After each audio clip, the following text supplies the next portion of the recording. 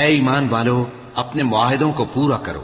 تمہارے لیے چرنے والے مویشی حلال کر دیے گئے ہیں بجز ان کے جو تمہیں پڑھ کر سنائے جاتے ہیں، مگر حالت احرام میں شکار کو حلال نہ جاننا۔ اللہ جیسا چاہتا ہے حکم دیتا ہے۔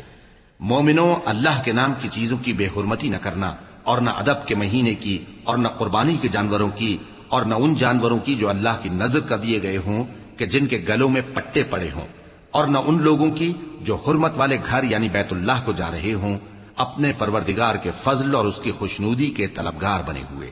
اور جب احرام اتار دو تو پھر اختیار ہے کہ شکار کرو، اور کچھ لوگوں کی دشمنی اس وجہ سے کہ انہوں نے تم کو مسجد حرام سے روکا تھا تمہیں اس بات پر آمادہ نہ کر دے کہ تم زیادتی کرنے لگو۔ اور دیکھو، نیکی اور پرہیزگاری کے کاموں میں ایک دوسرے کی مدد کیا کرو، اور گناہ اور ظلم کی باتوں میں کسی کے ساتھ تعاون نہ کرو، اور اللہ سے ڈرتے رہو۔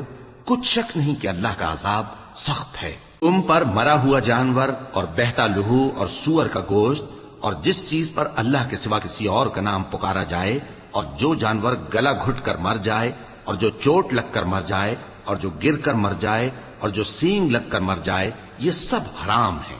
اور وہ جانور بھی جس کو درندے پھاڑ کھائیں، مگر جس کو تم مرنے سے پہلے ذبح کر لو، اور وہ جانور بھی جو غیر اللہ کے آستانے پر ذبح کیا جائے، اور یہ بھی کہ پانسوں سے قسمت معلوم کرو۔ یہ سب گناہ کے کام ہیں۔ آج کافر تمہارے دین سے نا امید ہو گئے ہیں تو ان سے مت ڈرو اور مجھی سے ڈرتے رہو۔ آج میں نے تمہارے لیے تمہارا دین کامل کر دیا ہے اور اپنی نعمتیں تم پر پوری کر دی، اور تمہارے لیے اسلام کو بطور دین پسند کر لیا۔ ہاں، جو شخص بھوک میں ناچار ہو جائے بشرطے کہ گناہ کی طرف مائل نہ ہو تو اللہ بخشنے والا ہے، بڑا مہربان ہے۔